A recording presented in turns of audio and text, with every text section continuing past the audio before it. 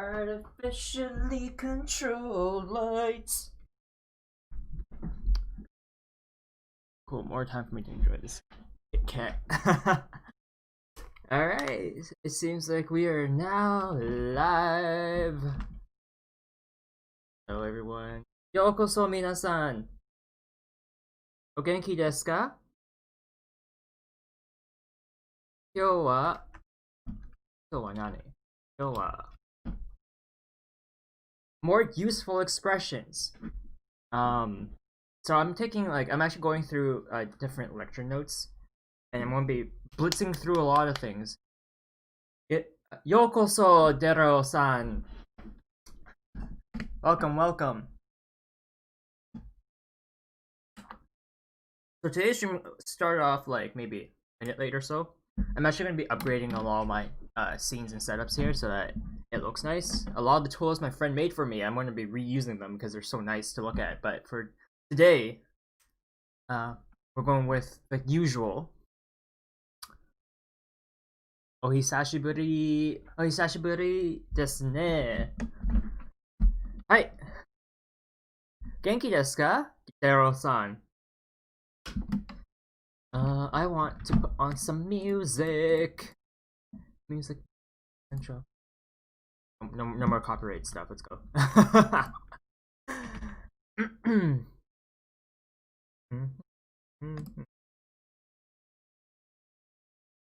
All right.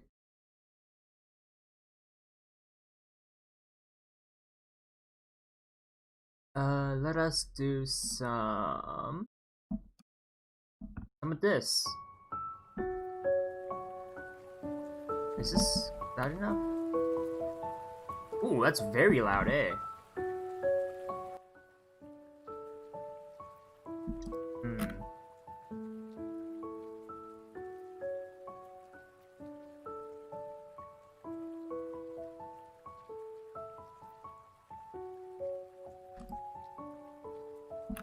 Boku desu ka? はい、元気です。それは、今日はね、たくさんの、楽しいことありますから。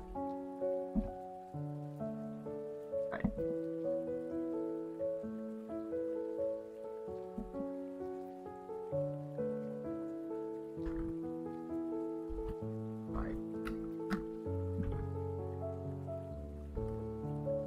So I'll have the link to the music in the description.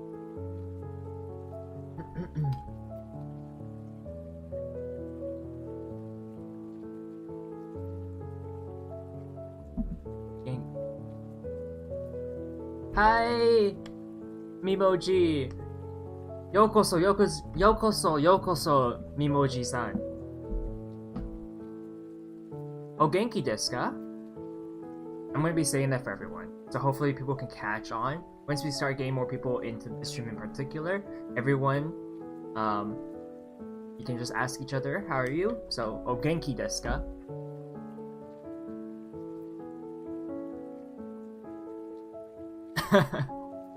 No? No! That's not what we want to hear. Well, I hope you feel better soon sometimes. Okay. So I was actually gonna try to do this stream like using the text overlay or the text source onto the chalkboard, but I figured that's not gonna be nice. This here is nice because you get to see me write it out. Obviously my print isn't the neatest, but I feel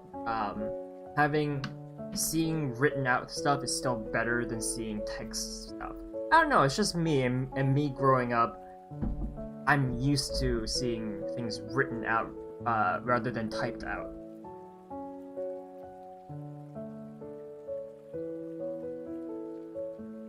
So for today, let's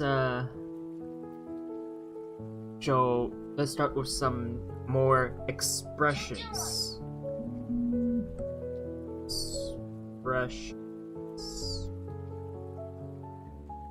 That is the start of today's class. We'll be working on more expressions. Okay. And Daryl, I'm happy that you've managed to make another my stream. It has definitely been a little bit, but as I always say, make it to the ones that you can, not the ones. Don't try to force yourself to make it to my streams. I'm just here to try to provide, well, in this lesson here, a place to self-study, a place to learn a bit of learning while having some fun, enjoying some music. Other times when I'm playing my game, I'm just trying to show a place of entertainment for people, a place to chill and relax. Arigatou gozaimasu. Yerin-san. Yerin is that Yerin? Sorry, I don't know how is Jae pronounced Ye, or is that? I want to say it's Yerin.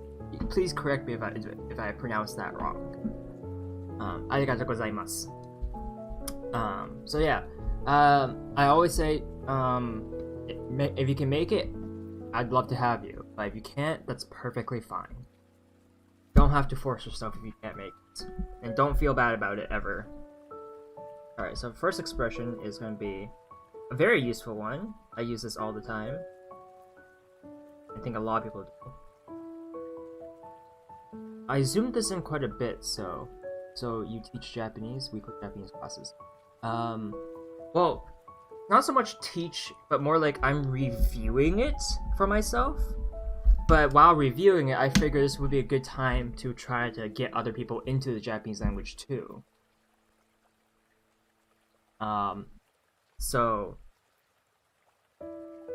I figured, well, if I'm gonna spend my time reviewing my notes, or not even my notes, just reviewing reviewing a language, and like try to relearn things I've forgotten, why not do it on stream, and potentially have other people in here as well.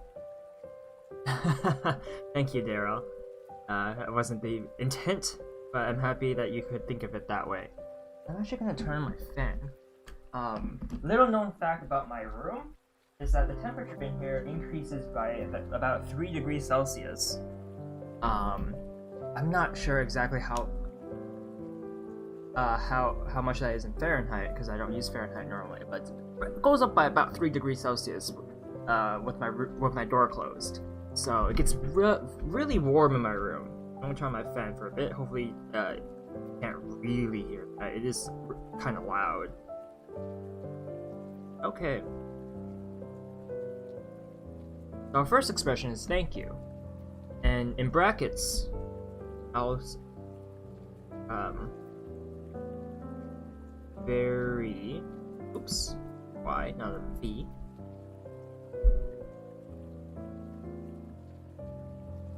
Right. Very much. So that would be our phrase. Thank you very much. Engagement. That's actually I know you might be saying that in jest, but it is actually a skill people don't have much these days. Like I've noticed where being able to just talk with oneself and translate that into talking with others. I know back when I started learning, a lot of what we did and learned came from the fact that we could just practice this. One way of doing that also is with the use of a mirror. If you have a mirror of some sort, look right at it and start talking to it. And that, on top of giving you a visual, because it's a mirror, you're looking at yourself, but it's still a person, right? On top of that being a visual, you see the mouth movements, you hear yourself. It's all nice. Konbanwa, Saf-san. You hope more people from... I do hope more people in general will come, but again, to each their own. Come if you can. And some people, I would say, stay if you enjoy it. Otherwise, I'm sure there's some sort of other form of entertainment or methodology people can enjoy and bask themselves in. So no need to force. There's no need for force. Alright. So, and just so people know, brackets in Japanese look like these. So that's an open bracket, and this is a closed bracket. These are the same as these in English, by the way. That's what I'm using right now.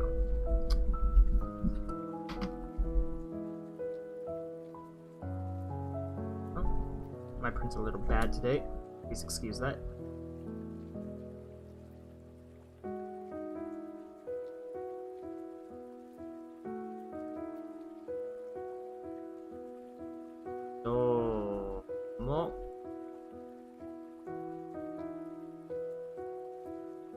Alright. Arigato.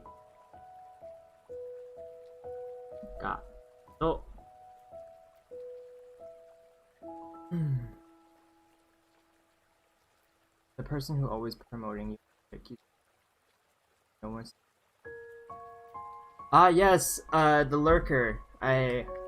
Once again thank you for, and also thank you, Saf, for reminding me of their existence. I mean, that's just the nature of that subreddit too. With people promoting all the time, people who wants to pay attention normally, they will. But that's just how the nature of stuff is. Ari! Ohayo! Ohayo gozaimasu! O genki desu ka?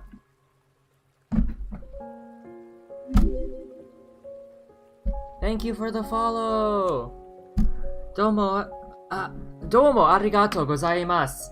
You can use the expression right now. Oh, I can anyways. Alright, so... we have... Hi, genki desu.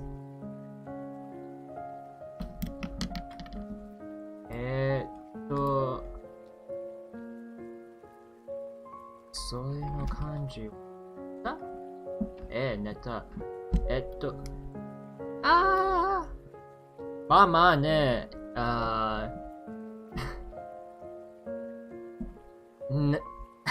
had a nightmare, so it was okay to learn a little bit of Portuguese because I heard it's similar to Spanish and they are practically the same. They have the same history. So they have a lot of similarities between the languages. You can definitely read up a lot on that because it's pretty well known. But Portugal and Spain shares a history together. Not a nice one, but they do share a history together. So that's why it also helps by the fact that they're right next to each other, which is why their languages are very similar. It's split because of ideological reasons. I don't know how you pronounce that word, as well as political reasons. A lot of languages, when they're split, is a lot of the time due to politics. So we have domo arigato, and there's also, you can add to the end here. So I can't finish this on the paper, but you can add at the end. You can end the sentence here. You can say domo arigato to say thank you very much. Really similar, but the pronunciations aren't that close. That's because of what happens with how oral language is developed. Because oral languages can be developed independently from written language. Case in point is Chinese, Mandarin, and Cantonese. When spoken, they sound nothing alike, but they share a writing system. So that's a big example right there. Hi. Domo arigato. Thank you very much. You can also add to the end. Domo arigato gozaimasu. You can say, alright, underneath.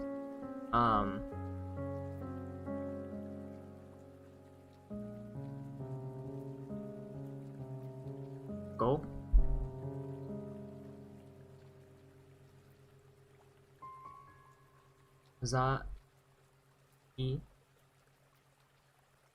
ます。Arigatou gozaimasu. You can also say gozaimashita for past tense. Nice hand. Thank you. I don't know if I should be taken as a compliment or not, Potato, but welcome. Yokoso, Potato-san. O genki desu ka? And in case you don't know what that means, I'm asking you how are you?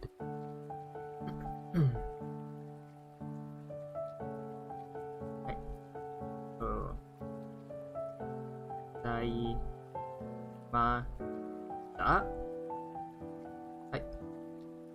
so here we have to say thank you very much. We can say domo arigato.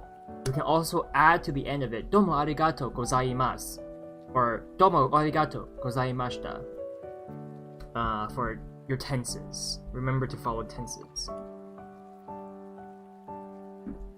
Domo is for this expression here, as it shows very much, and you use it when you want to express that very much. I use it relatively frequently. You're mad chilling right now. That's wonderful, Potato. Subarashi. We have a second way of saying thank you, and this is the more when you want to say thanks, I'm in your debt. When you get like helped. So thank you, I'm now in your debt. This is that kind of thank you, and it's like, you know, when maybe you forgot something and someone covers you, or someone assists you in a problem that you couldn't solve originally. Thank you. And in your debt. Please.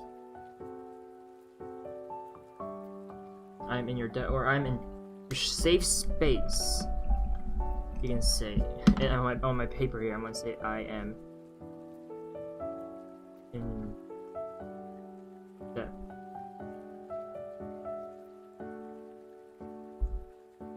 I hope the music choice is okay for the stream. It's by Tito Kang. They make wonderful. This is a 10.5 hour YouTube piece by them. So it has multiple like pieces all together, melded into one video. So do check them out. Link in the description. It's great music to just relax to, and even if you feel like it, fall asleep to. Right. So if you feel like you're in debt to someone, indebted to someone, so like they helped you, they assisted you when they didn't have to, and you were in a pinch, for example, you could say, and I'm gonna put in brackets again because, even the domo here doesn't necessarily mean very much as a word for as a direct translation. It's more like it's definitely more of a expressiveness to it. It holds that kind of meaning. So in keeping that, you can also say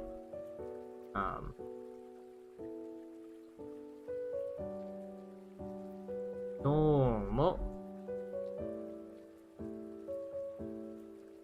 sumimasen.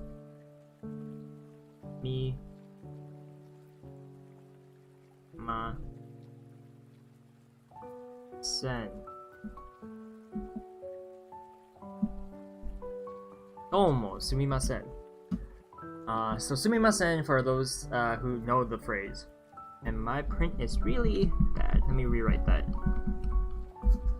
I just looked at the camera, and whew, that print was not good.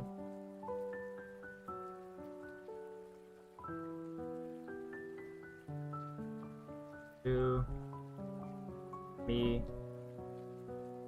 sen. Right, please, like this. I'm working here. Mimasen.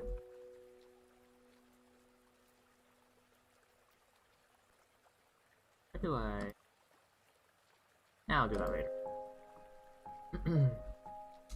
Right. So, domo sumimasen it is, for those who know what sumimasen means, it means excuse me. With this expression, with domo sumimasen, it is a way of saying thank you, and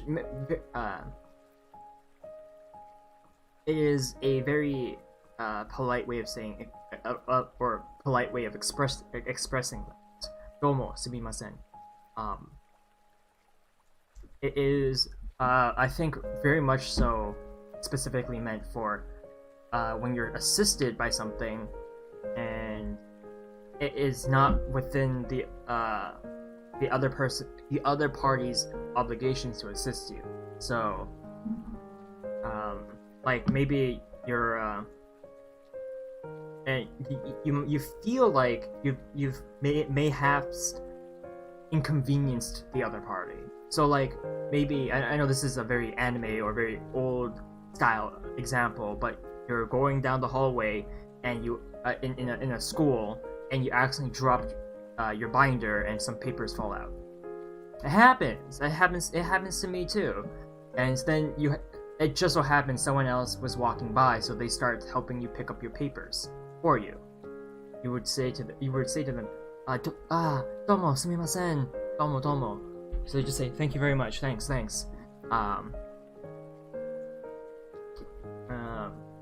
So that's usually where I would use it. Like contextually, it makes more sense to say that than domo arigato. You could say that, not saying you can't, but saying domo sumimasen, it's a bit better in this case because it you want to say I don't thanks a lot. I'm sorry for inconvenience you like this, and it's a bit more polite.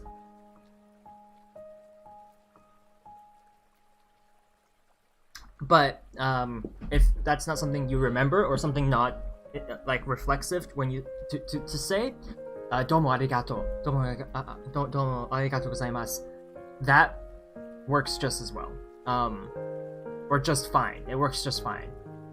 But that's just an example of where you would use domo sumimasen.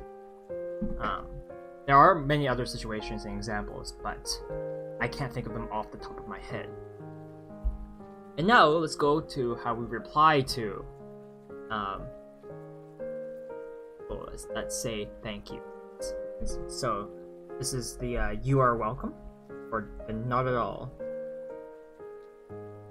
You are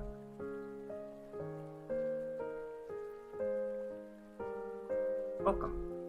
I wonder how many people actually say you are welcome these days. I know everyone has switched over to you're welcome, but I wonder how many people know that that's a bit of a slang way of saying you are welcome. Not slang, slur. Not a slur word, but a slur. You're welcome. Instead of you are welcome. Do itashimashite. Correct, Daryl-san.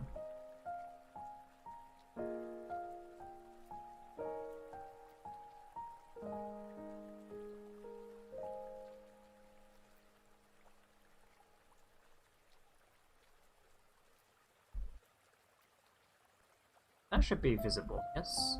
I hope it is. Okay, so to reply when someone says arigatou gozaimasu, you can reply saying do itashi ma shi te. Do itashimashite. Very simple phrase. It's all in hiragana, so there's no well, everything here should be in hiragana. For the most part, there should be some kanji. Maybe. Can't remember. The golden rule is if there isn't a kanji yet, there might be a kanji later down the road. But this is how we say you're welcome, or not at all. So if someone says back to my picking up the papers, right?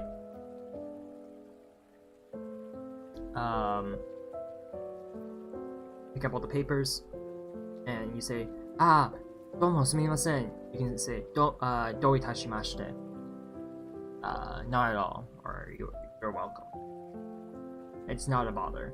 Korean has a lot less characters than Japanese, but it's so much harder for me, especially because it is. My friend that I have in my linguistics class, after learning the IPA, it is so much easier to explain Korean, but because I don't know Korean, but they do, they basically found a way to explain Korean, because they know it. I don't know it, so I can't explain it to you, unfortunately.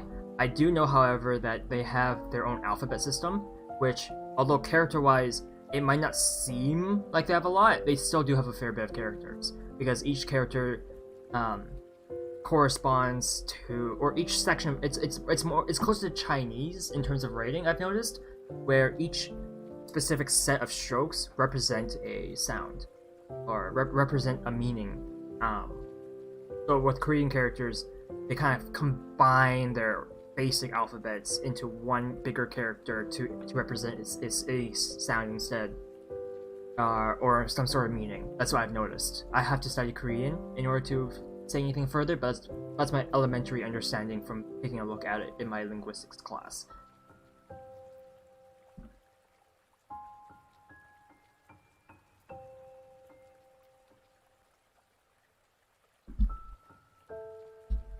Okay. Welcome, or not at all. Doitashimashite. I don't know why I'm speaking such a soft voice right now, but hopefully it is it was audible, hopefully.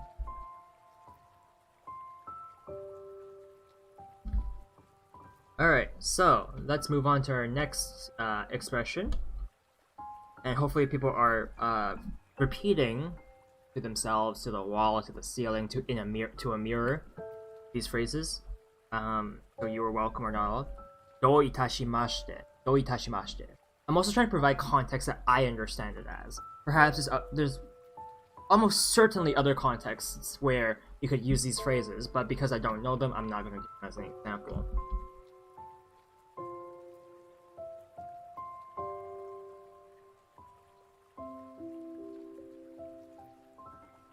Probably my most used expression in the English language. Excuse me. I've used this expression all throughout my school life. All throughout it. Like, it doesn't matter what year of class I'm in. Grade school, high school. My grade school, or my schooling system, we didn't have a middle school, by the way. I know some people have middle schools. I never been to one. It was just straight grade school into high school. So I just technically had a longer grade school than people who took middle school. Technically, they're the same thing. They're just split up differently. Technically, at least that's my understanding of it. Perhaps there's more a religious or political context that I'm not understanding, but that's kind of where that is. I've noticed my mic, the levels on it's a little low, so I'm gonna add a bit of gain filter. Hopefully that doesn't blow up my mic here, but it shouldn't be. Alright, so it should be slightly louder now. Not too loud, not too much louder, just slightly louder. Right, so excuse me. It's still one of the most used expressions to this day. And how do we say this? We say shi, su, re, that's wa. Itsure imashita. Or chitsure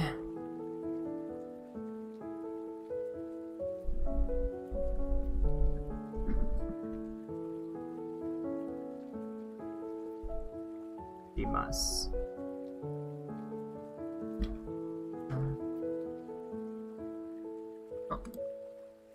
Here.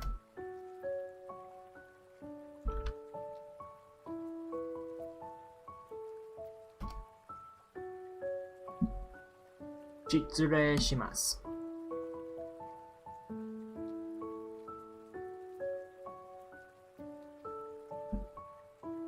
Wait, shitsure. Oh, I'm looking at this wrong. Shitsure shimasu.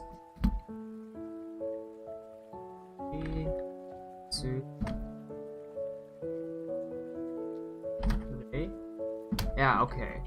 So this is isn't shitsure shimasu used when leaving a profession? Yes. You're excusing yourself. Excuse me. That is something you say. I'm not sure. I know some places in the world don't say that when leaving, but shitsure shimasu. Excuse me. Please excuse me. You excuse yourself out of the situation. Also, I just learned. It's shitsure shimasu. There's an E there, and I'm gonna rewrite this so it looks a little better.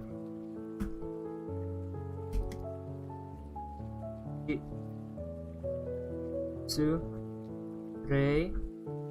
shimasu. And you use shimashita. But here, let me bring back the paper, our kanji paper. Remember these? It's been a while. Right. So it's because there's kanji here that I want to show, so people can know. At the very least, you know of his existence. Right. This, that, like this, like that.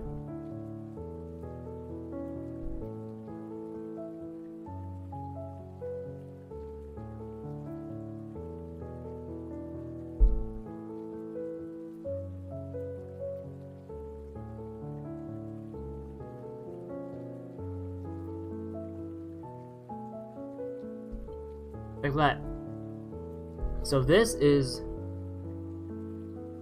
shitsure shitsure shitsure shitsure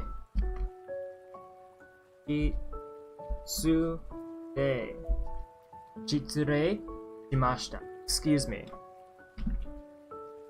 It is used definitely to excuse oneself from a situation.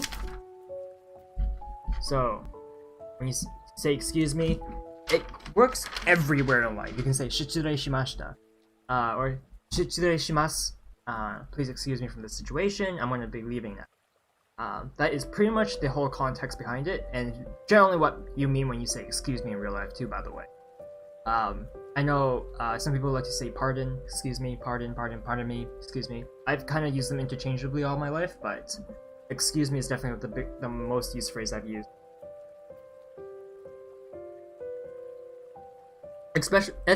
Especially when you're trying to rush from place to place, right?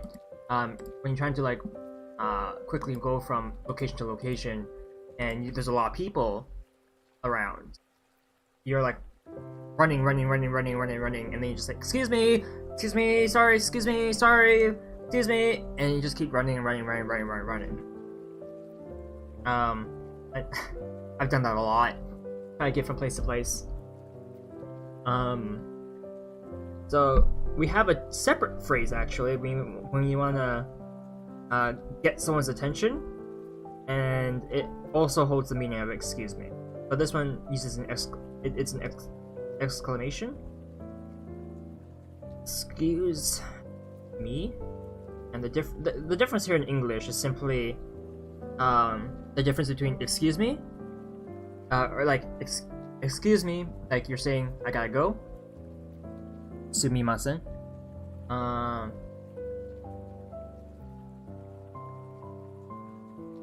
That's more of a sorry. Sumimasen is more of a sorry. It's like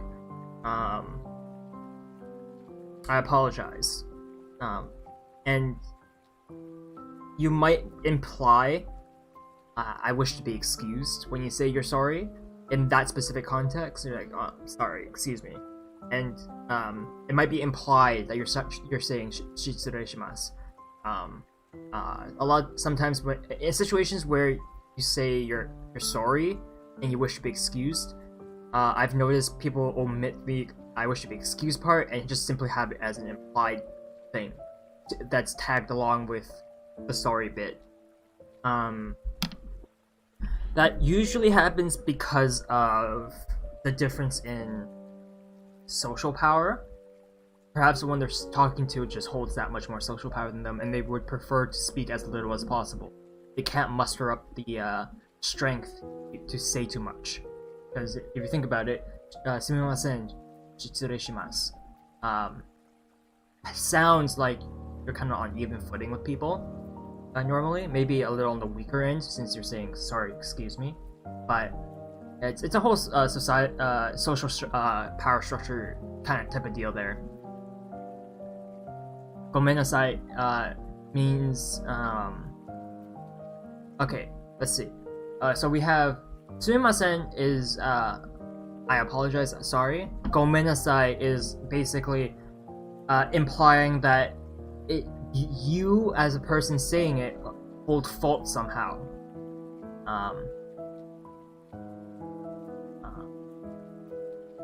Like you, I'm sorry. Like I'm so sorry. Gomen.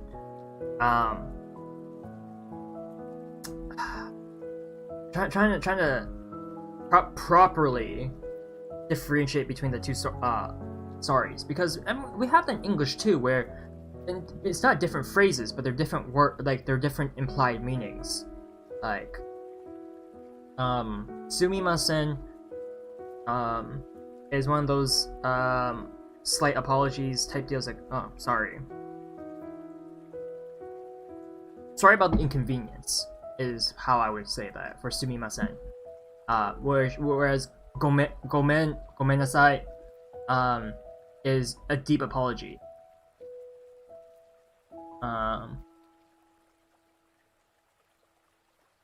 Yeah, it's like gomen is like the I'm sorry, I'm reflecting on it type sorry. That's the type of sorry that is. Or gomennasai, I'm reflecting on these past actions or things. Like I'm trying to think of a situation where you would say gomennasai. You accidentally broke your friend's pencil in half. Gomennasai. I accidentally snapped your pencil in half.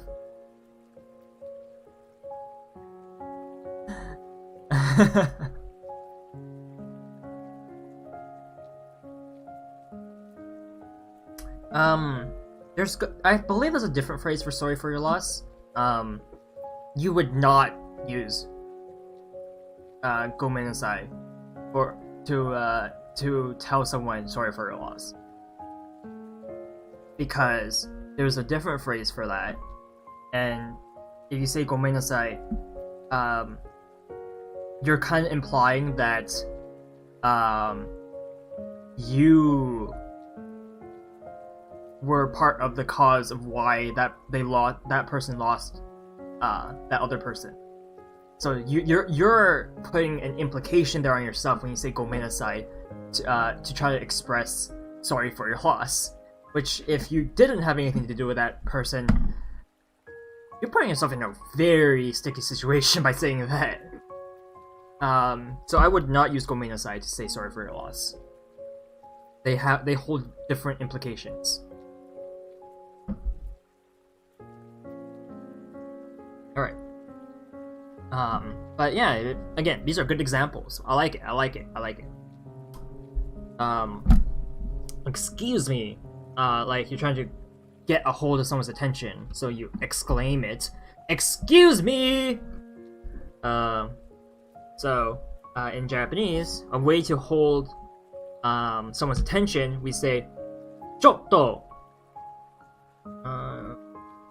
Let me see if I can type this out. There we go.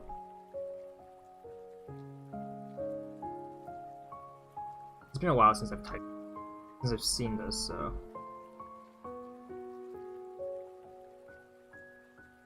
Is that big enough for people to see? No. My print is so bad! so bad.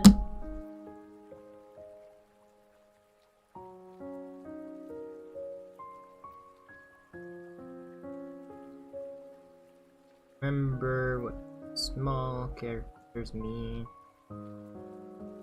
Oh. Oh. Chotto. Sumimasen.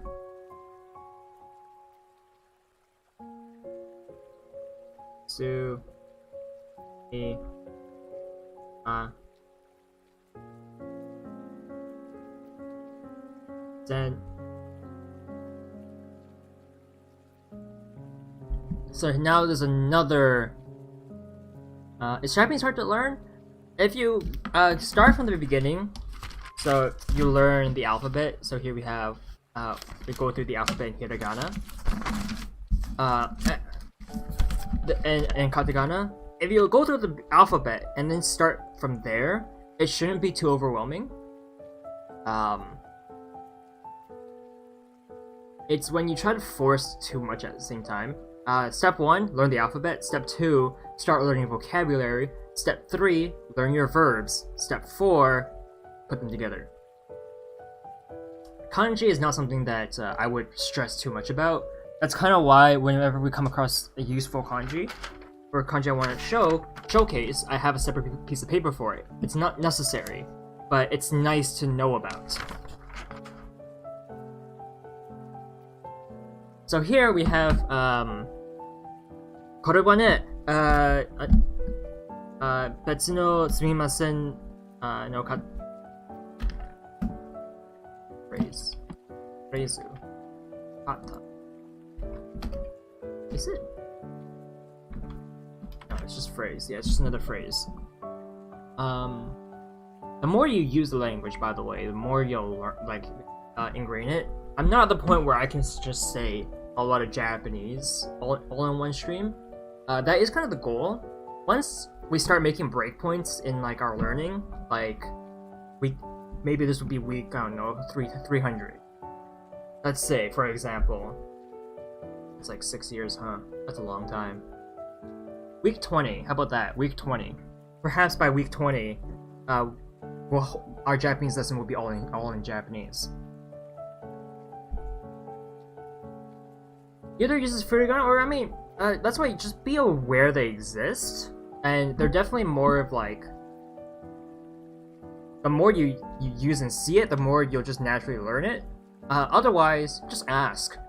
Like, you just ask people what they mean, right? Like, sometimes nobody knows, and you're just like, But there's a furigana. Furigana refers to the small hiragana on top of the kanji. So Zenon, if you look at my here, this right here is furigana. These hiragana up here, all this that's called furigana.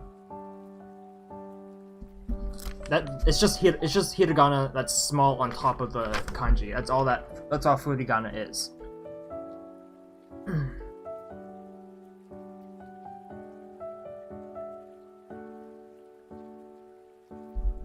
Right.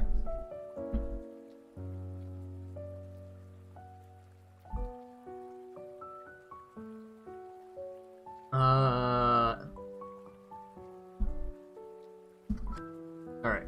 So this one, actually, I've never heard it used. I'll be honest. By that I mean this phrase also uses domo.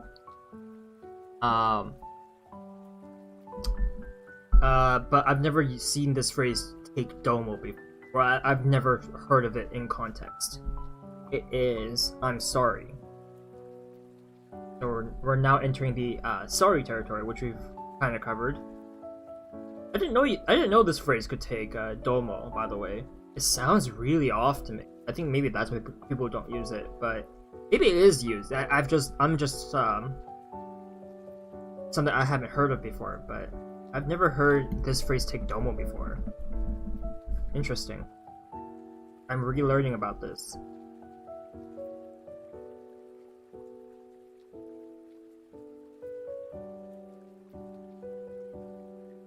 Domo. Su?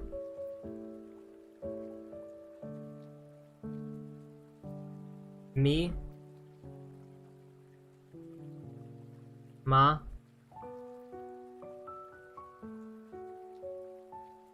Sen.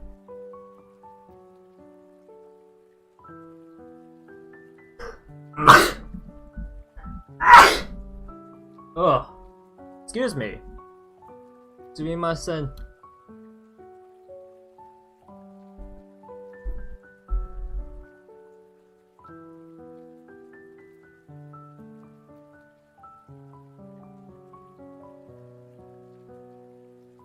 Arigatou gozaimasu, Darryl-san. Hi. So we have sumimasen, and you can also say if it's past tense, we can also add deshita.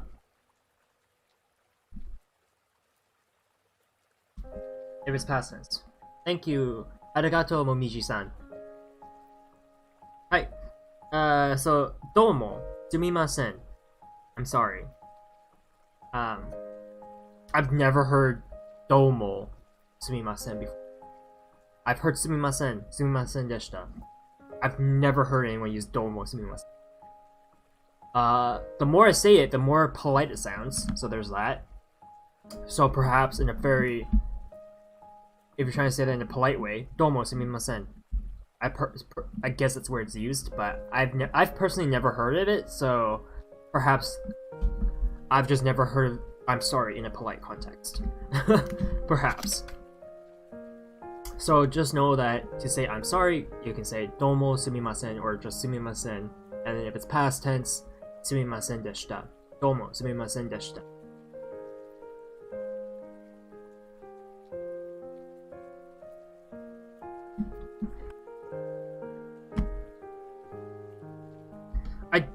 Okay, so for this next expression, I don't agree completely on the translation, but it does work. So, one way of saying no, comma, thank you,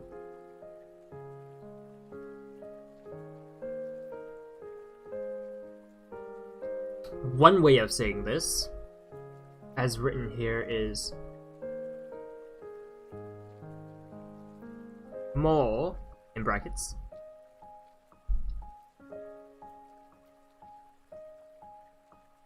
kekkou desu.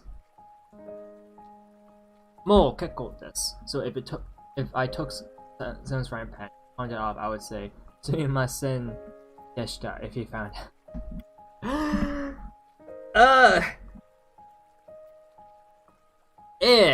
so desu. だけど, Zenon's gonna be very mad at you. That is exactly what you would say, except he'd be very mad at you.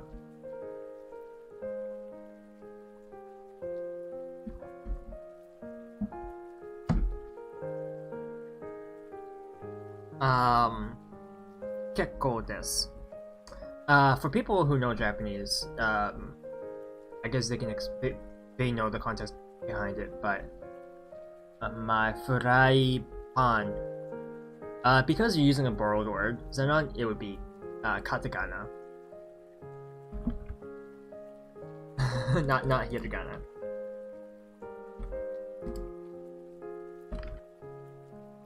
So it would be fry pan.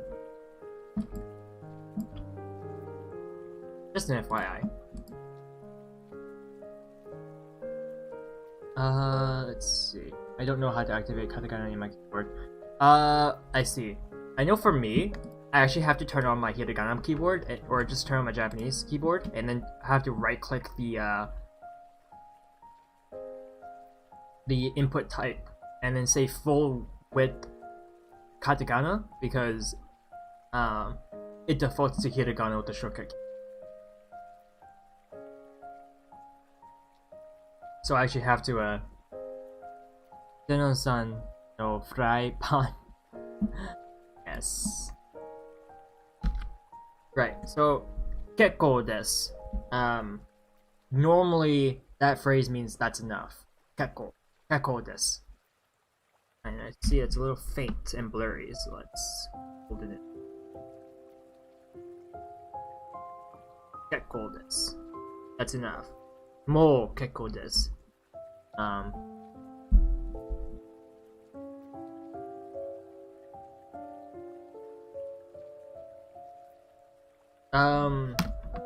So the Japanese mo is usually used as an adverb, which means already. Here you say mo kekko desu. It's one of those you've done enough. You've done a lot. This is enough. And just in the context of using this to say no, thank you, is it would be if I would say if let's go back. That reminds me, I've seen someone typing normal Japanese in katakana. It was so painful. For example, konnichiwa. I mean, you can say it's painful, but at the same time, I think that's just implying that they're speaking to a foreigner. There's several different implications using katakana when speaking online. I don't know most of them, so I can't say. But for like textbook stuff, for sure they won't be doing that. Let's go back to my example of you just dropped your papers in the hallway and someone came and picked up the papers for you. And now they're offering to walk you to your location. Like you're hurrying to your next class and they're like, oh, here, let me help you with this. I'll walk you to your next classroom. I'll carry your binder and we'll walk to your class. And to not trouble them any further, you can say mo kekko desu, because you're saying, oh no, you've done enough, thank you. So it's like, no, thank you, you've done enough. Mo kekko desu, you've done enough. No thanks. It's that kind of no thanks. That's why I don't really agree with this, because no thank you can be like a straight rejection type deal. That's how I use no thank you in English. Not so much specifically in this context. Mo kekko desu usually means oh no, you've done enough. No, you don't have to. You don't need to help me anymore.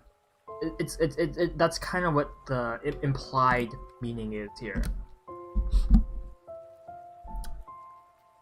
So it's more like you've done enough, no thanks. That's kind of where mo kekko desu means would be used anyways. Alright, so here's a fun one that is a great back and forth, I find. So I don't know how you will have this, but I want to show you two. I'll write the English first so that we know what's happening. You have the please and after you. You see where I'm going with this? Please, after you. We have... See, I've been tilting this way. Move it back a little bit. We have...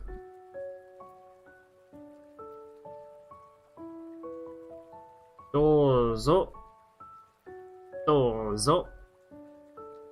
And we have... Dozo. O... Saki ni. Sorry, I have to sleep. It's actually 11 p.m. from where. That's perfectly fine, Mimoji. Oyasumi nasai. Have a good night, friend.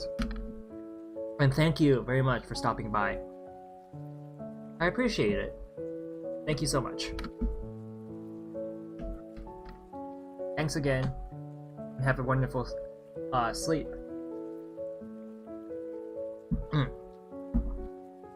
Right, so we have dozo, please. And this please is more of a please, like you're trying to get them to enter someplace or like go through somewhere. Like maybe you're entering a building. Dozo. You open up, you hold the door for someone. Dozo. Normally, you would say, "Dozo osaki ni." Dozo, please, after you. Dozo osaki ni. After you. I know there's a joke with us Canadians of we're just constantly holding the door for one another and telling each other to you first, no you first, you first, no you first. I can confirm that does happen. It's great. It's a great exchange between people. We both hold the door and you're like, you first, no you first, no you first, no you first, no you first.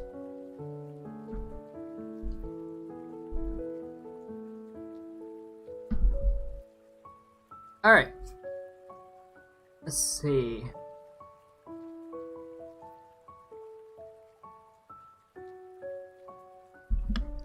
So this is probably the most used expression in anime that I've seen, and that is itadakimasu. Here it's listed as bon appetit. It doesn't really hold one specific meaning. I read it here, but you don't really use this in exactly the same context as bon appetit that we use in English. And in fact, isn't this French? Bon appetit? Yeah, it's French. But itadakimasu. Is this more of a phrasal saying you say before you eat a meal? Something similar happened in America. Once you open the door, it's just a never-ending train of people going in and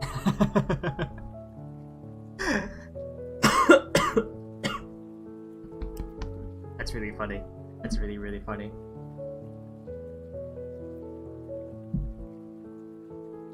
I mean, with normal people that don't, that's normal. But like, with I know, in like a school setting, it's like, not even school setting. No.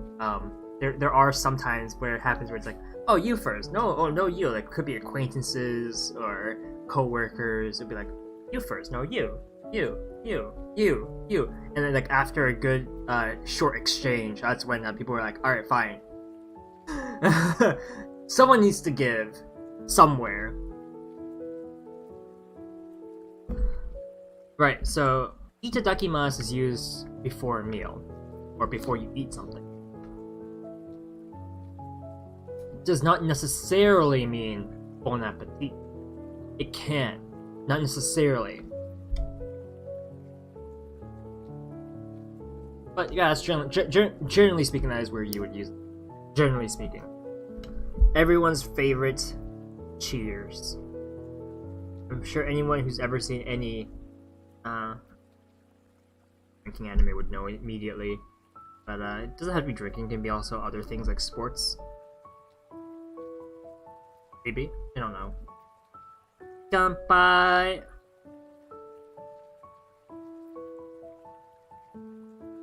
Kanpai!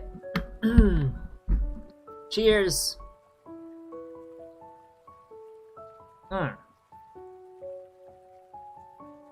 This is a learning stream, so no drinking. Alcohol. I'm drinking coffee.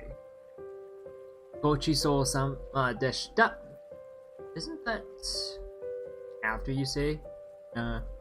In fact, it's like you're reading the same page I'm reading, Daryl, because that is exactly the next thing we're learning, or we're going over, which is thank you for the lovely meal.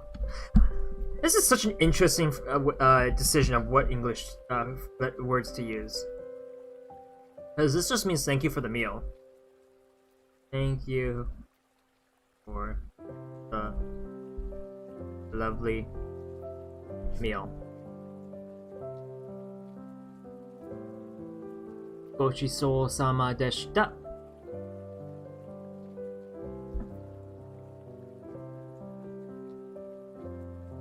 I'm exclusively drinking Towater. Toa.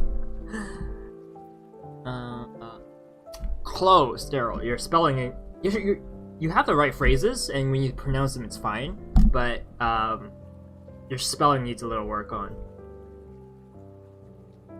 Mine as well. Don't worry. I'm not trying to pinpoint you exactly. You're trying your best here, which is I love it. Just know that I love it. So we can correct that. This is why we're in this learning area. Go, chi. Oh my goodness, my chi. My chi. It looks so weird. Go, chi. So.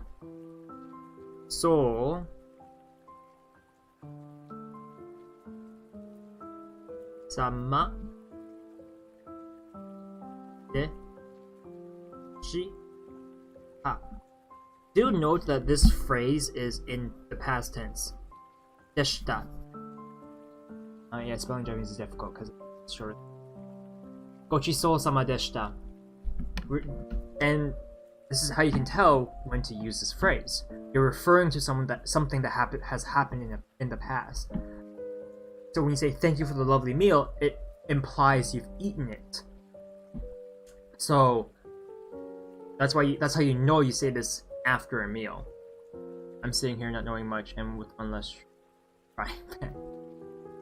Zenon, you can, as long as you keep pronouncing it and following along that way, you'll learn the oral language of Japanese. So you'll start understanding how to say things and how to listen for things. But until you start writing it down on paper and start writing it down like what I'm doing here, the written part is going to be a little more difficult for you. That's just how language works.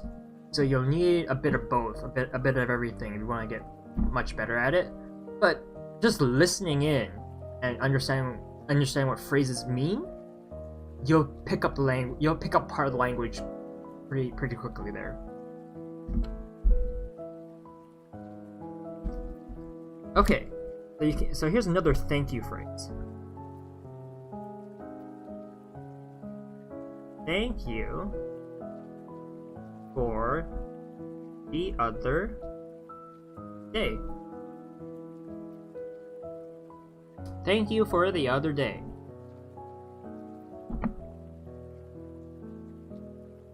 Yeah, Japanese has a lot of that. That's why I say just use it more. Again, like what I just said to Zenon, until you start writing out more and more and seeing it written out more and more, you're not gonna know it. You already know the phrase perfectly fine. You know it, but that's probably because you know how it sounds. So you know the oral aspect of the language. Now you can you can improve on that by learning the written part too.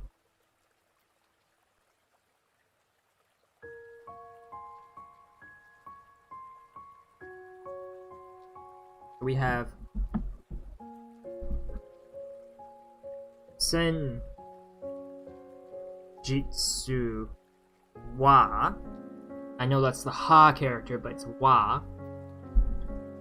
It's pronounced wa. And we'll get to this in the particle section. Domo.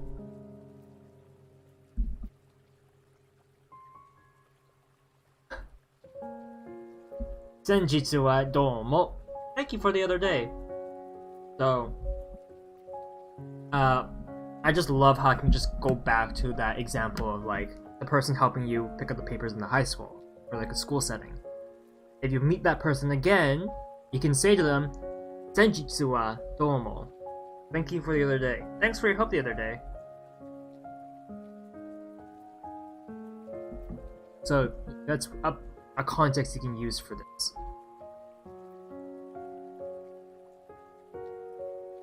Alright. I'm actually gonna, because I'm running out of space at the bottom of the page here, I'm gonna move on to the next page.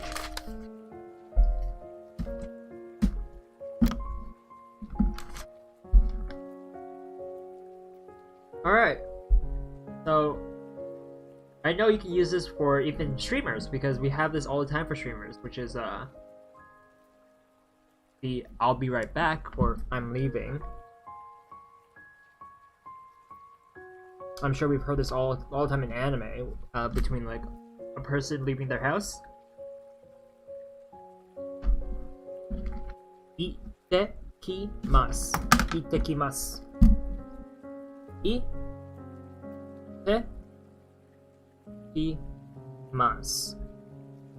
Itekimasu.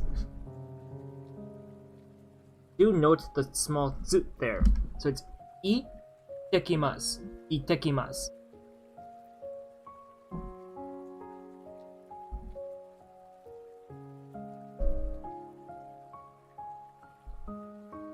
Now, when you speak fluently, obviously, to a non-fluent speaker, they can't really tell that there's a small toot there, but it's itekimasu. Itekimasu. The small toot denotes a type of pause, because if you write it out with Romaji, so the English letters, it's I, T, T, E for ite. Ite. It's not ite. It's ite. Itekimasu. Itekimasu. Itekimasu. Itekimasu. Itekimasu. Obviously, the more fluent you are, the faster you'll be pronouncing that. But the pause is still there regardless. So remember, it's itekimasu, not itekimasu.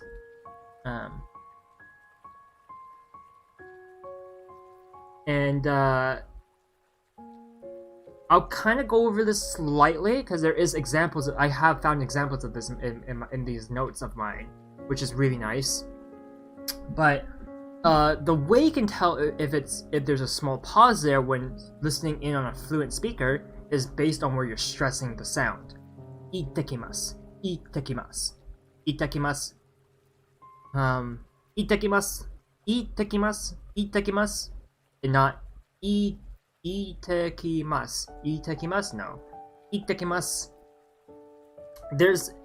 Because of that pause, you're not following through on the itekimasu. That is not itekimasu. You see how in itekimasu, I say eat, and you can hear me full stop on the itekimasu, and not itekimasu. So it's difficult for this in particular, but usually it's based on phrasal structure. So if you know the phrase, you know exactly what they're saying. When you hear itekimasu, 99.9% of the time it's going to be itekimasu with the small break in between, the e and the te. That's how you know. And then a reply saying to "I'm leaving" is "hurry back."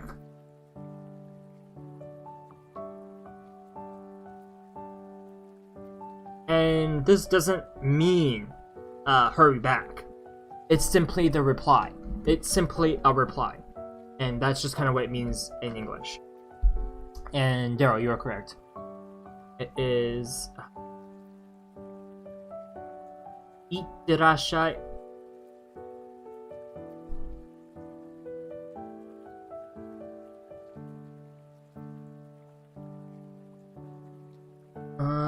I guess I'll put this in too. So it is possible to say itterashai, itte, I, ra,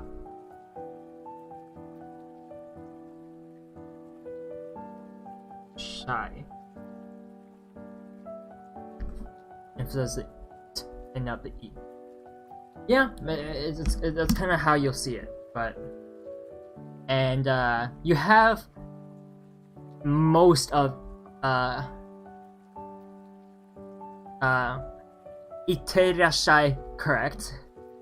You're there. Just when people say it quickly, itterashai, it can definitely sound like itterashai.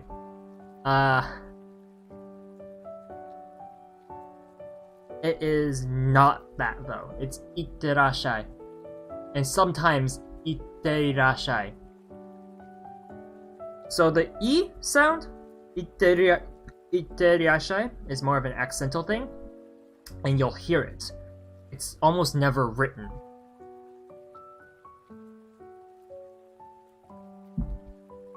Itterashai. It can mean hurry back or have a safe trip. I read that too. Have a safe trip. don't have space. Right directly underneath. Safe trip. I actually like the second meaning more, by the way. I'm just missing all of these. It's okay. I can tell based on what you've written out. You know the aura aspect. You know how these phrases sound, and you know when to use them because you know the meaning.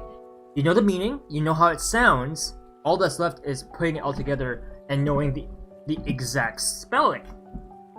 It's like I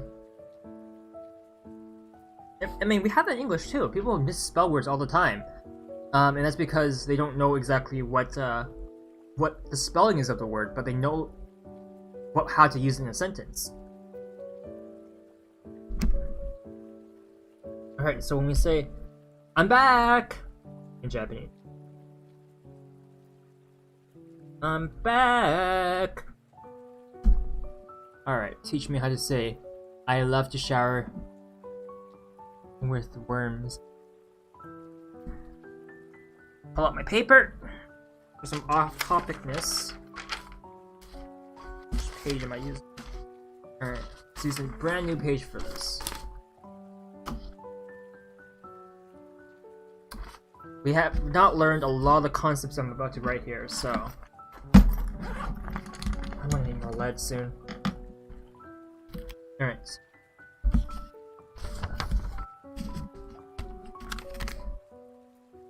I love to shower with worms. Phrase, off-topic phrase. I love to shower with worms. In English, we have subject, verb. No, not verb. This is adverb. Verb. No.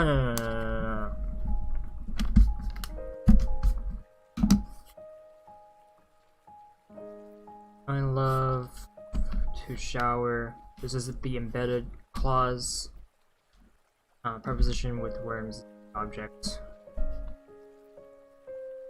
I think this is preposition. I gotta review my linguistics notes here.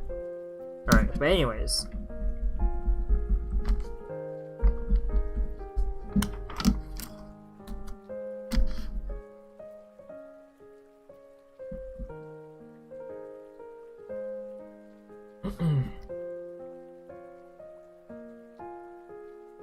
So first, let's get some base words down. We have watashi for I. You're wondering what watashi is. Watashi. It is the commonly used way of saying I. So I should probably write that one down in particular for our kanji note here. Okay. So this is the commonly used word for I.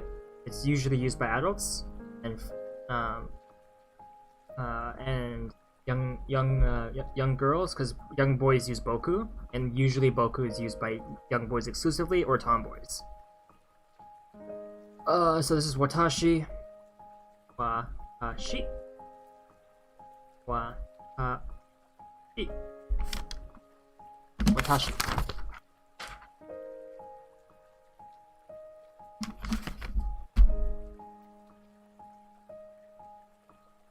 Bring it down like this. Watashi wa I.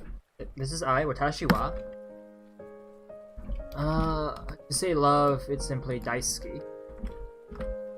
Or yeah.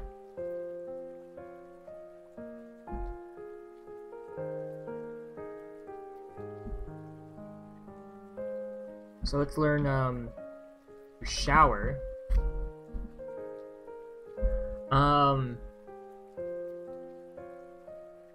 Nowadays, to shower in this context in English is a noun turned into a verb.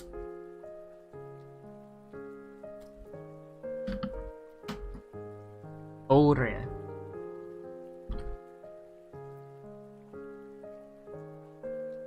Ore. Ore is very aggressive. It is used in a domineering tone. You would not use ore in many situations.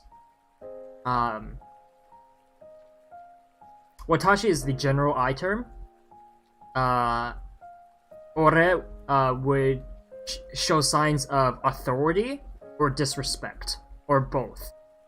You wouldn't use ore when speaking to someone you deem your superior or an equal.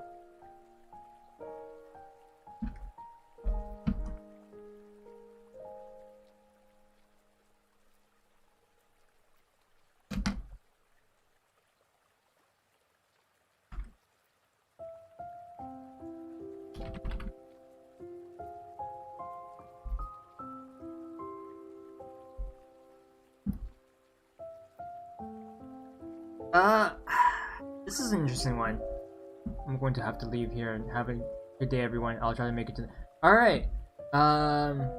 Sayonara, Dero-san. Thank you for being here. Thank you for showing up. So, worms...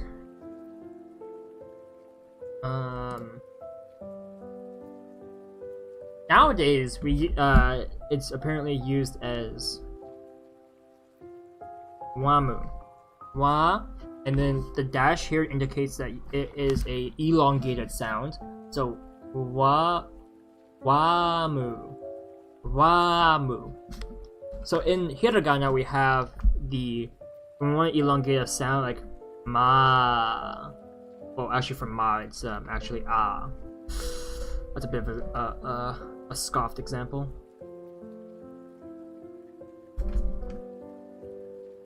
Ma, or like do, we use the vowel to elongate it, but for hiragana we have the dash here just elongated. So wamu, wamu, and then shower. So shower in Japanese is just shawa, because it is also a taken word. And to shower is simply shawa o abiru, abiru. So abiru is to take a bath. So basically, I take a bath in the shower, which is to shower.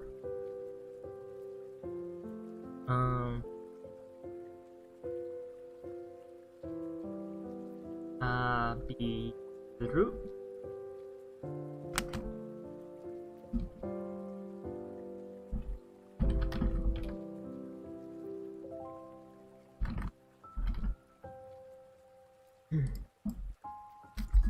So we say, Watashi wa wamu de shower. My lid. I break most of it.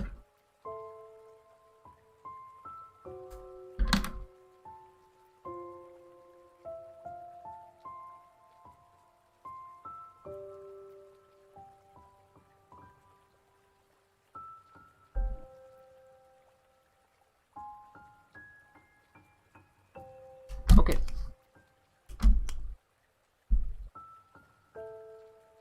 Shower. O.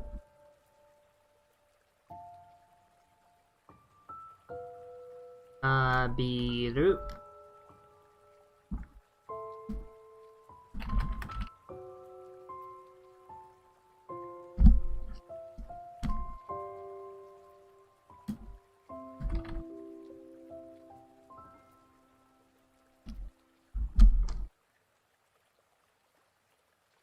Nope. Got.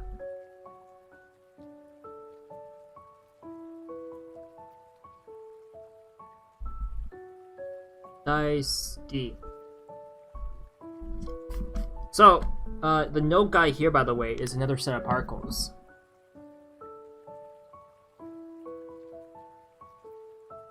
shawamu. It's not shawamu because that is shower. We have shower, that's one word. Or shower or abiru. Again, abiru means to bathe, take a bath. So we say shower or abiru. We like to take a bath in the shower, or take a shower as we say in English. So I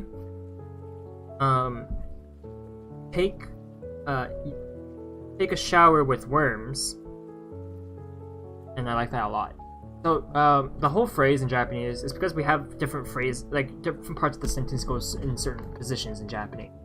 A lot of the time, depending on what particle you use, you can shift things around.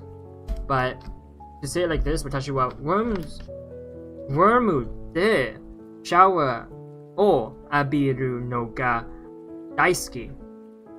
So this has to do with the particles, and I underline all the particles here.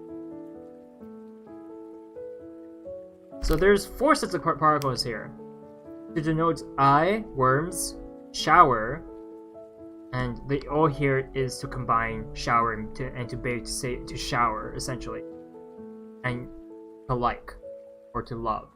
I love to shower with worms. This is how you would. Well, this is one way you can say that.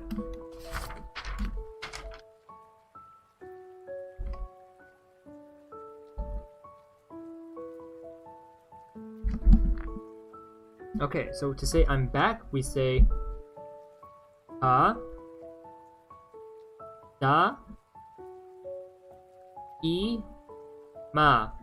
daima. I'm spacing it weirdly. Tadaima. So when you pronounce this, tadaima, I'm back. Tadaima. And then you can say,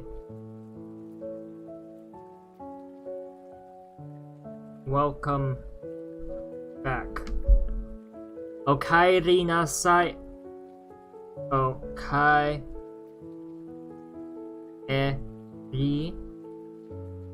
nasai. Okaeri nasai. Understood, thank you. It's just one way. I'm not saying it's the way. It is a way. And Oterai ni ittekimasu. I'm going to the washroom for a quick second, so I'll be right back. Ittekimasu.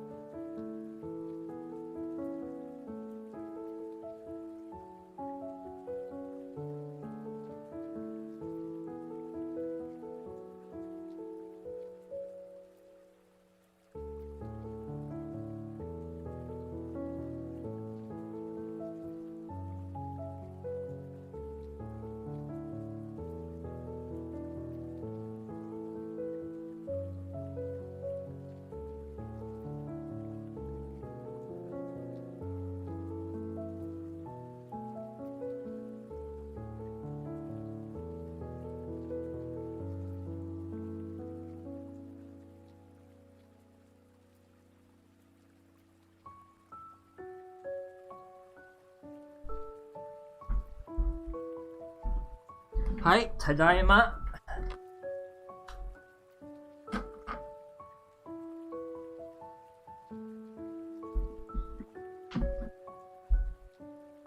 So I just said I'm going to the washroom. Otearai ni ittekimasu.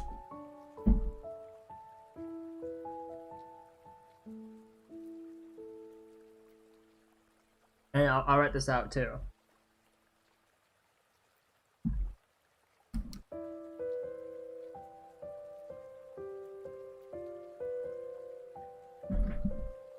Did you just see me do that? I did not actually. That was just really good timing.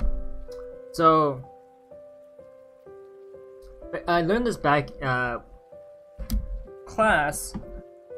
So let's say this phrase.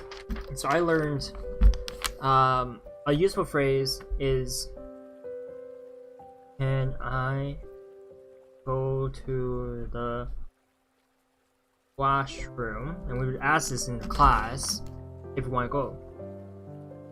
And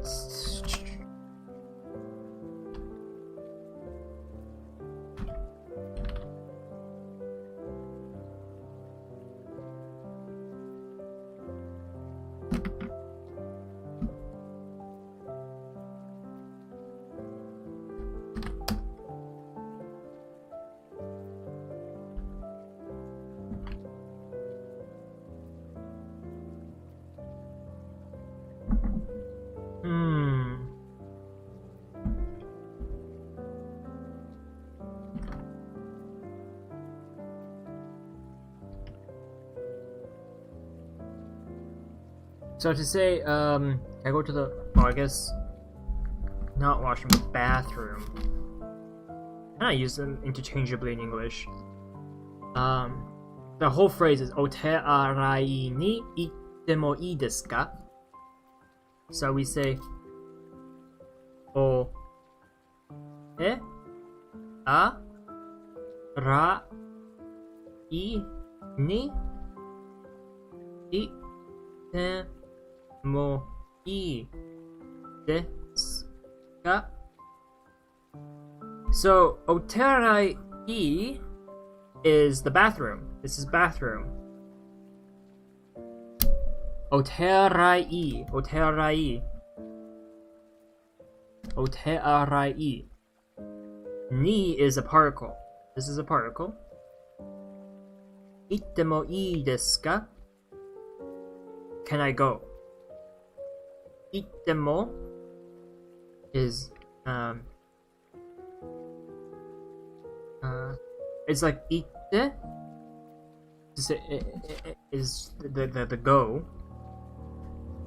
Ii desu ka? Ii desu ka? This is important. Ii desu ka? This is the can I. The can part. So basically what I said was Otearai ni ittekimasu. I'm leaving for the bathroom. So I was combining the phrase we just learned with the phrase I used to use. I'm leaving, ittekimasu. So otearai ni ittekimasu. So itte stay the same, the kimasu is what I use. So instead of saying can I go to the bathroom, I said I'm leaving for the bathroom.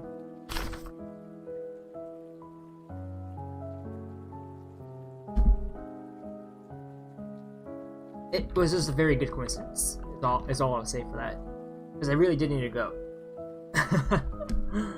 Right, so we say welcome back. Okay, okaeri nasai. And I see Zenon has already learned that, so that's wonderful. So after welcome back, I can I could have said sorry to have kept you waiting. Sorry to have kept you waiting.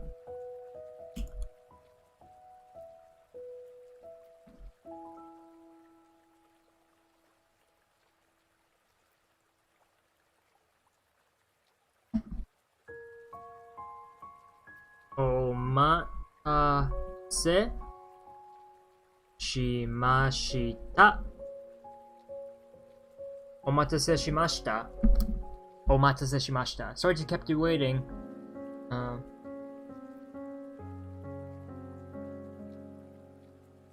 Oh, what can I say about omatase shimashita? Omatase shimashita. Sorry to have kept you waiting. Yeah, so I would have just simply said tadaima and then get a reply with okaeri nasai. I can say omatase shimashita. Sorry to keep you waiting, let's go. So it's like when you go with a group of friends, maybe you're walking with them at the mall, right? And you're like, oh, I need to take a quick washroom break, be right back. You come back and it's like, oh, hey, sorry for the wait up. Sorry for the hold up. Sorry to have kept you waiting. Omatase shimashita. As an example.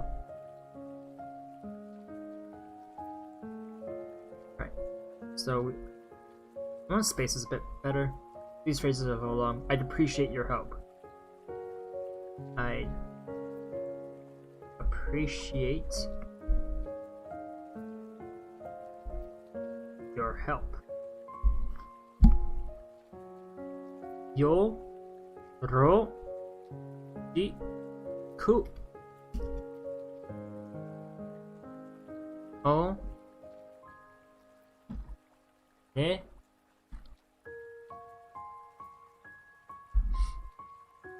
I gotta use these kindergarten characters more. I don't use them enough. Onegai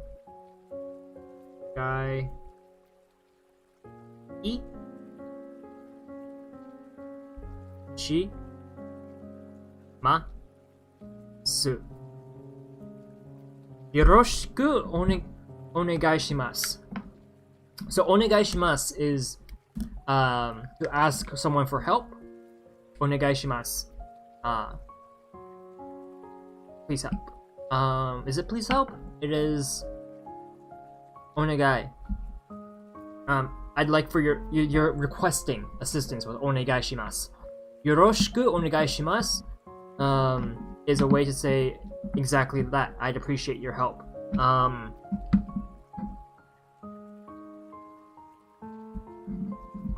I'm trying to think of like proper contexts and stuff, but there really isn't much to it. This is as you get what you see type with the phrases.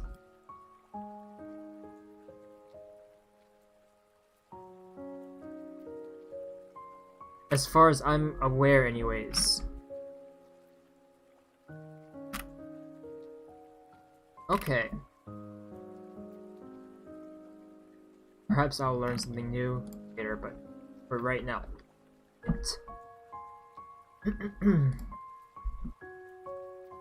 And then we have thank you for everything. Thank you for everything. And my print has just went to chicken scratch. Let me fix that.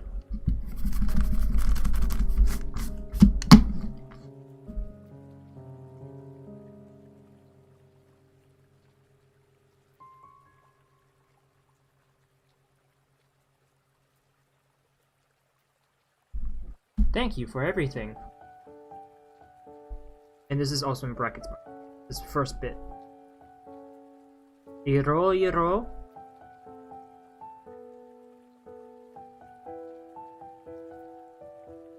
Ose wa ni narimashita. Osewa ni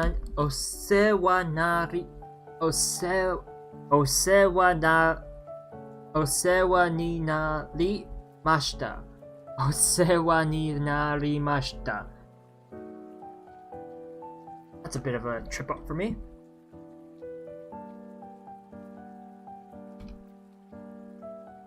Osewa ni narimashita. That's why. I'm trying to say all as one word. It's not one word. Osewa.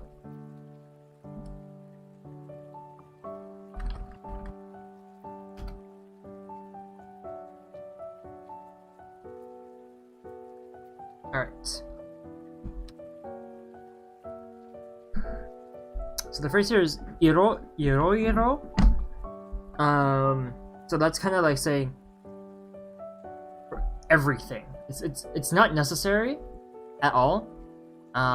But it's kind of like to concise everything into like an easy phrase. Iroiro osewa ni narimashita. Osewa ni narimashita. Thank you for everything. And that is the last expression for our expression stuff, and I'll slowly move on to the other stuff in a little bit. It's not long, the little bit stuff after this. But let's quickly go over our expressions here again. So thank you very much is domo arigato. Domo arigato. You can say domo arigato gozaimasu.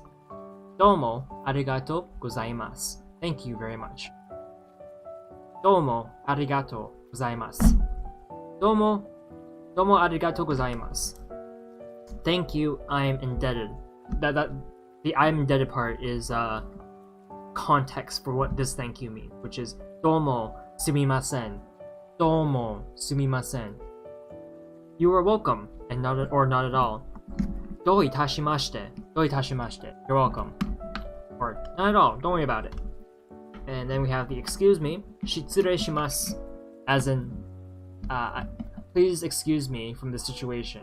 You're excusing yourself from somewhere. Excuse me. Shitsurei shimasu. Or excuse me when you're trying to exclaim at someone. Chotto sumimasen. Chotto sumimasen. You're trying to get someone's attention. Chotto sumimasen. I'm sorry. Domo sumimasen deshita. Deshita is for past tense. You can just say domo. Domo sumimasen or sumimasen. I've heard sumimasen more than I've heard domo sumimasen. But that's me. I'm sure other people have different experiences. No thank you. And specifically the no thank you as in you've done enough. I don't want to trouble you with any longer. Mo kekkou desu. Mo kekkou desu. No, thank you. Like, you've done enough to help me already. Thank you. I'm good. I don't need you to assist me anymore than what you've already have. Mo kekkou desu. That's what this no thank you means, by the way. Please. Dozo, as in please. When you hold a door for someone, please, you first. And then you can say, please, you first, or after you. Dozo. Osaki ni. So after you. Bon appetit. Itakimasu, or not itakimasu, what am I saying? Itadakimasu. Itadakimasu. So you say that while clapping your hands together. Itadakimasu. It's just a little bit what you say before you eat. Cheers! Kanpai! Thank you for the lovely meal. Gochisou-sama deshita. And remember, it's deshita, which is past tense. You always say this after a meal, not before the meal. Gochisou-sama deshita. Thank you for the other day. So when you're talking to someone who helped you the other day and you see them again, senjutsu wa doumo. Senjutsu wa doumo. Then we have I'm leaving. Ittekimasu. Have a safe trip or hurry back. Itterashai. I'm back. Tadaima. Welcome back. Okaeri nasai. Sorry to have kept you waiting. Omatsuse shimashita. I'd appreciate your help. Yoroshiku onegai shimasu. Thank you for everything. Iroiro osewa ni narimashita. And those are our expressions.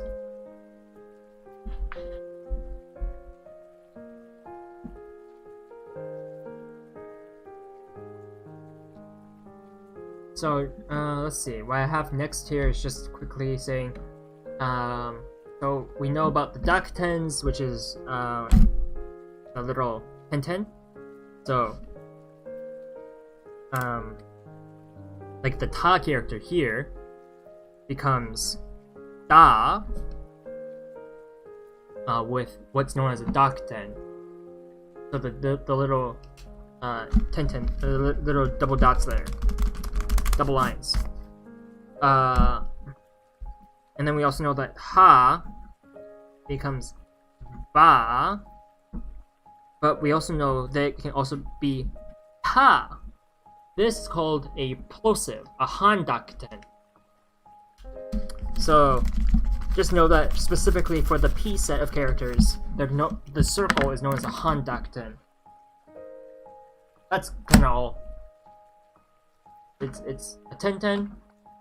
So the dashes are called tentens because a single dash equals a 10. 10. So a dash dash equals a 10 10. 10 10. That's all there is to it for 10 10. And then the circle is called maru because maru is Japanese for circle. It's just a maru. But we call that han dakuten.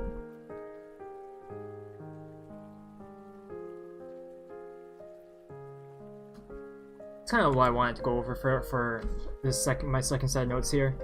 Very quick. Something important that I want to go over earlier is when writing in, you can use accents to highlight certain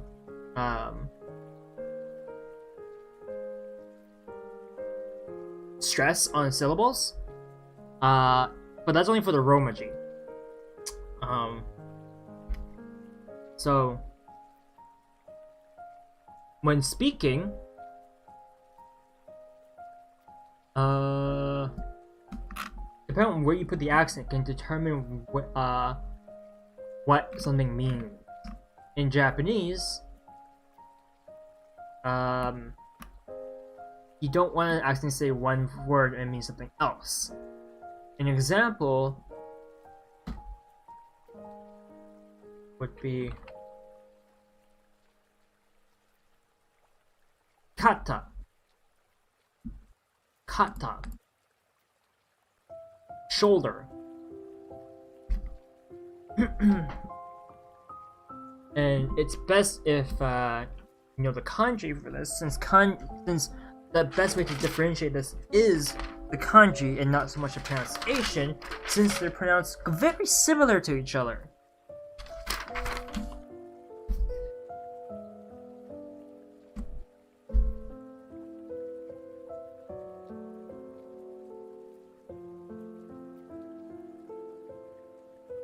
That looks horrible because it's super fat and not proportionally correct.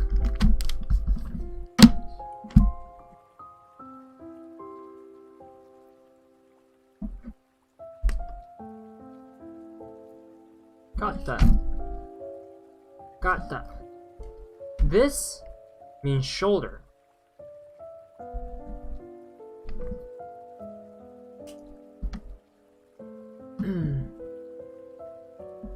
And now we have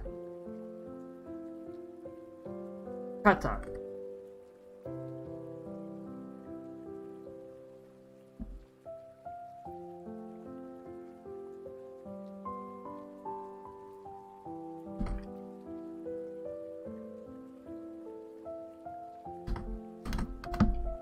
Where is it?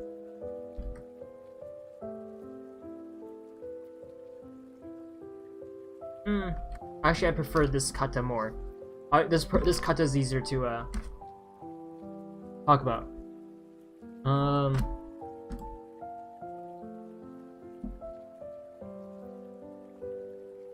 You can say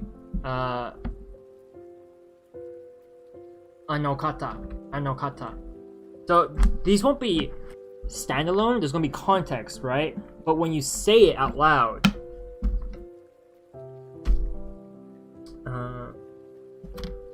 See if I can get the translation. It's actually proper one. Where's the kata?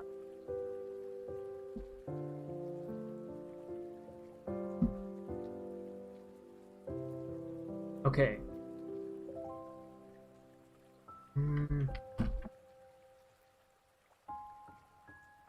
That one's pronounced gara.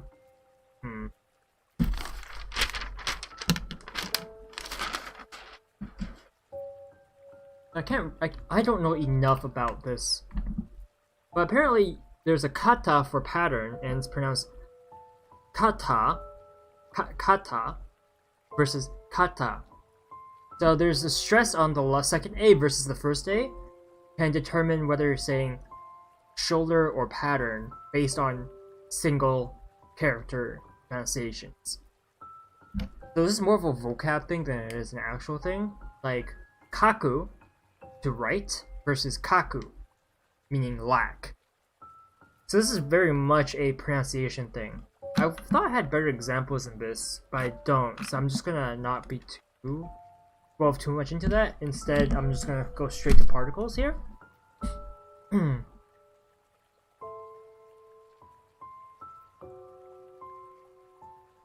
You, could you remind me of context for what for the difference and stuff again? By the way, I kind of lost it while trying to focus on some things here.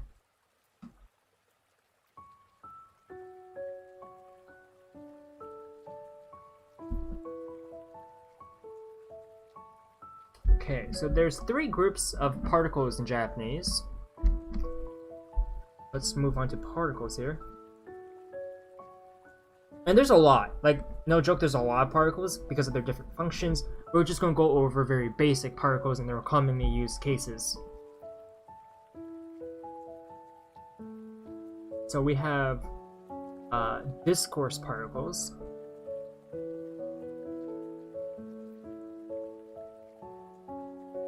We can call this group DPs, so discourse particles.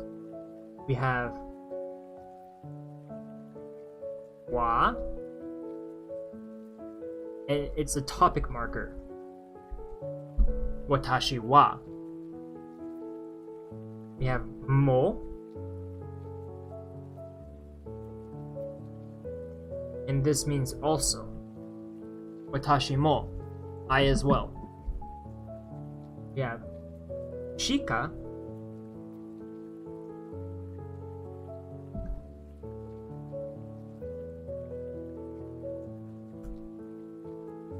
means only.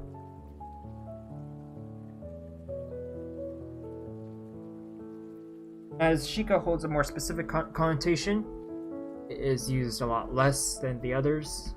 I think most people can tell. But yeah, these are discourse particles. We have the case markers.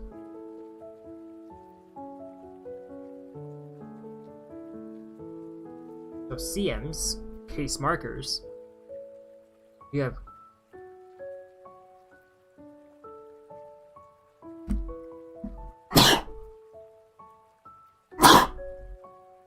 excuse me.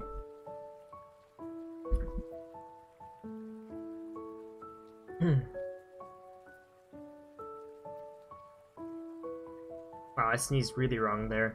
That really hurt. We have, for case markers, we have ga. This is to denote subject.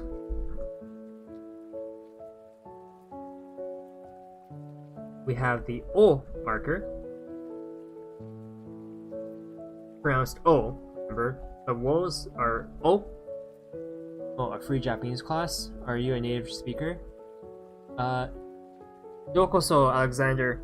I am not a native speaker. I am also studying Japanese, so this is just one of those where I'm studying and might as well do it with people, yes? It's more of a review for me while learning a couple new things, but for the most part, I know most of this. And reviewing it just helps me get better at it too. There's plenty of free Japanese classes out there, so Alexander, if you feel like it, I'd love it. I love any sort of participation. Although class is going to be ending soon, I'm just quickly going over our particles here, and then that'll be it for today's class. I'm studying as well. Yeah. This is our object marker. You always, in sentences, you say blah blah blah, or, and then your verb. So this always comes after your object. Almost always. Almost always? Like, almost always always.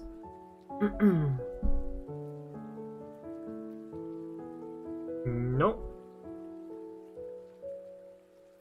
This is your possessive marker.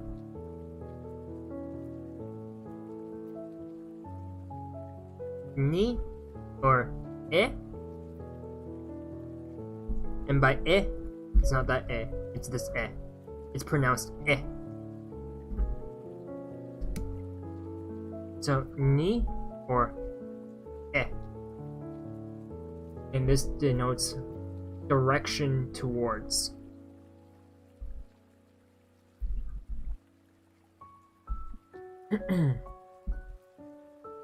De. This denotes location at.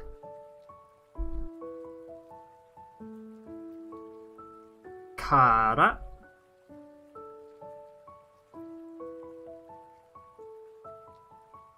This denotes from. Doesn't have to be location, by the way, for kara. It can be, but you can also say to denote time from blah blah blah. Like I really learned this, but Ju-ichi ji kara from 11 o'clock. Then we have made.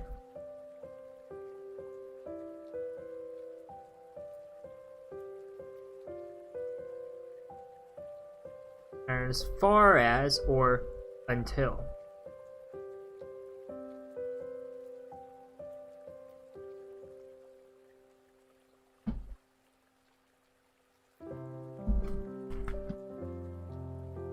And then we have the last group of particles here that I'm going to be covering, and that's sentence particles.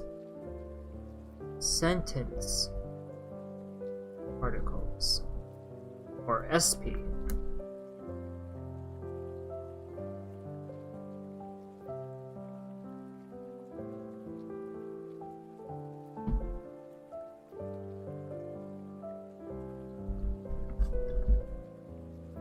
So ka here is at the end of the sentence, and it's to denote a question, or as a fancy term for it, interrogative. Interrogative. Questions. It's a question particle. The question. We have yo. Yo. This is assertive. It's an exclamation. Exclamation mark. You're being assertive. Write that neater.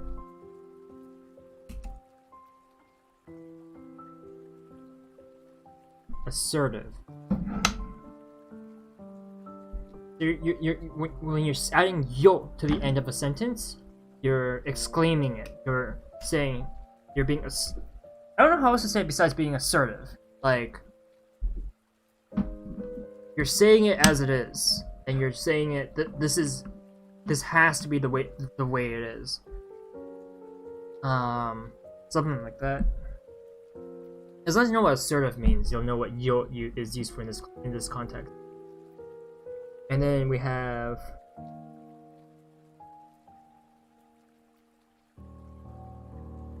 ne. And I'm sure people who watch Hololive with this quite a bit, actually. And it's used. This one's used as exclamatory or confirmative. Exclamatory or confirmative. And Hololive, yes, currently best girl. So for ne, ne. So based on how you sound it out, or how you say it at the end of your sentence, it can mean either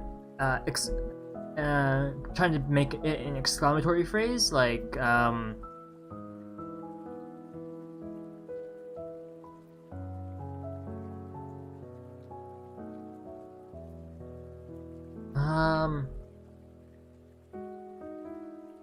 nah.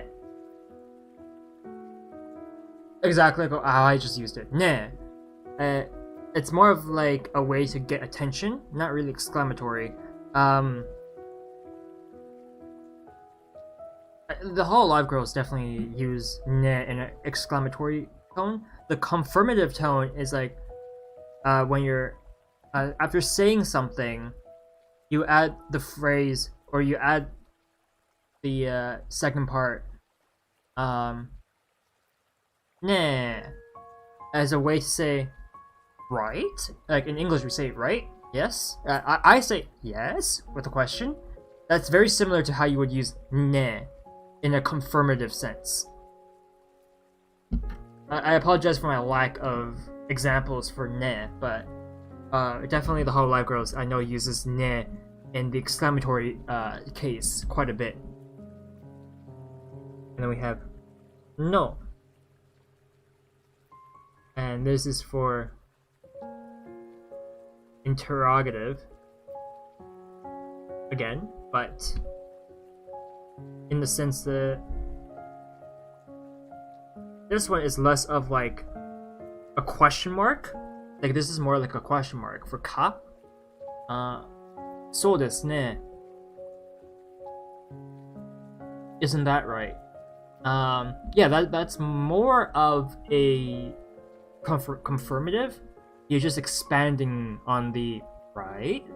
Isn't that right? そうですね. Isn't that right? It's still a confirmative. It's definitely not exclamatory. This interrogative, the no, is more of adding to the phrase. Is it the case that ... for the rest of your sentence? And that's kind of what this no at the end is meaning. It's is that the case? It adds the is that the case to the beginning of the phrase in English.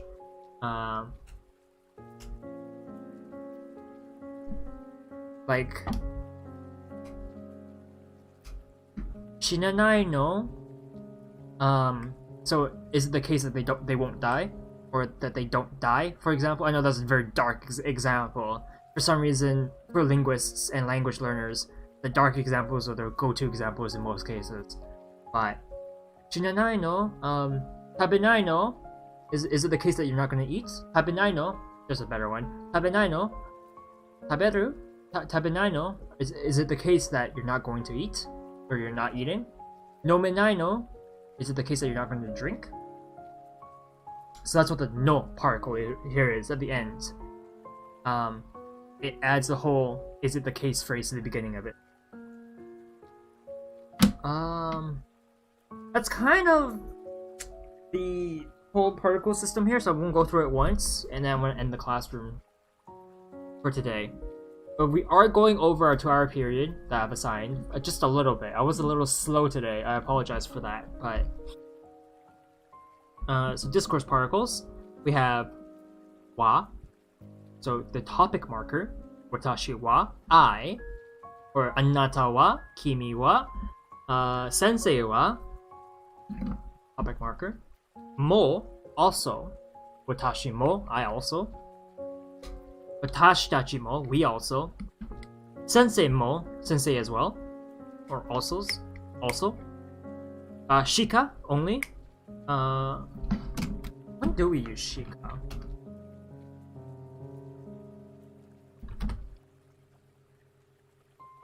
Watashi shika, only me. Wait, doesn't that mean Monika? Yeah, Monika shika, only Monica. Alright, moving on. Case markers. Ga, the subject. So when you want to denote the subject, you say someone's blah blah blah ga, and that turns whoever you said, instead of that being the topic, it's now the subject, not the topic. O is the object marker. It's used before it's used after an object and before the verb. No, watashi no enpitsu, my pencil. It's the possessive marker. Ni or e, it's talking about direction towards something. De, and de is the location marker. You're talking about a location that something's at. Kara, from. Made, as far as or until. Then we have the sentence particles. Ka, It's the question marker, the interrogative question mark marker. Yo, the assertive or exclamation mark marker. Ne, the exclamatory or confirmation marker. Depends on how it's used at the end, like how it sounds at the end of the sentence. And then no, the interrogative is at the case marker.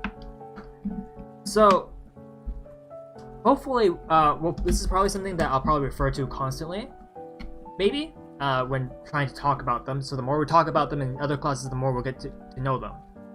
So classes were going for a minute over the 2-hour mark at this point because I started a little late today. But thank you everyone so much for joining us. It's been a lot of fun going over a lot of these notes and a lot of what the Japanese phrases. It's always interesting how it takes about an hour and a half for me to go over a simple set of phrases, but that's just how the language is. And this is why I like using a notebook, a camera to type everything out. It allows for a visual example, and it allows for me to get some writing practice in. Now, people should do that too. If you can follow along with your own pencil and paper, or a pen and paper, just follow along, write it out. It does wonders for your memorization when it comes to writing it out. Hearing it, saying it, write it out, and then learn context. And yeah, pick it one step at a time, however it feels best. With that being said, bye-bye! See you next time, everyone! We learned how we say this, right? Sayonara, minasan. Mata raishu. And that means see you again next week. So, sayonara, mata raishu. Bye-bye!